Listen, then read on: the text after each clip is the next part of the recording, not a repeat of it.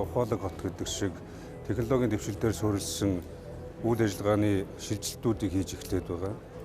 Тухайлбал одоо бид нийслэлийн 152 хороог бүгдийг интернет сүлжээнд холбогдсон байж байна. Дээрээс нь бас гэр хорооллын одоо орчимд утасгүй интернетийн үнэгүй сүлжээг бий болгох гэх мэтээр одоо энэ цахим шилжилтийн хамгийн суур үндсэн дэд үтс болсон одоо бас энэ технологийн шийдлүүдийг бид нэр бий болгож эхлээд байгаа. Дээрээс нь нийслэлийн инновац хөгжлийн газар гэж байгаа. Бизнес эрхлэгчид бизнес эрхлэх сонирхолтой ялангуяа өөрсдийгөө хөгжүүлэх энэ чиглэлээр боловсруулах боломжтой залуучууд бизнес эрхлэгчид тэгээд хувийн дэвшиг аж ахуй нэгжид эргэж орсон суугчтай ажиллах боломжоор нь хангах технологийн шийдлээр нь хангаж өгөх орчин нөхцлөөр нь хангаж өгөх гэдэг энэ асуудлуудыг бас бүрдүүлээд явж байгаа. Одоо баян оршууны дэд төвдөрөө бид дахиад шинэ инновацийн төвийнхаа салбарыг нээж байна.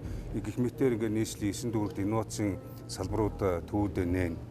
Энээс гадна Улаанбаатар хотын Яармагт баригдж байгаа шинэ захиргааны байр гэж байгаа. Энийг хүүхэд залуучуудын одоо энэ технологийн танин мэдэх, өөрсдөө хөгжүүлэх, цахим шилжилттэй холбоотойгоор өөрсдийн боломжоо нээх, инженер техникийн ажилчдуудыг бэлтгэх тэр хэмжээгээр Монголын залуучууд ирээдүйд зөвхөн одоо бас энэ чиглэлээр энэ хүрээнд ажиллаа зогсохгүй аутсорсинг хэлбэрээр одоо хөрш орнууд бусад одоо дэлхийн улс орнуудын технологийн зах зээлд үйл ажиллагаагаа явуулах юм боломжтой гэж харж байгаа.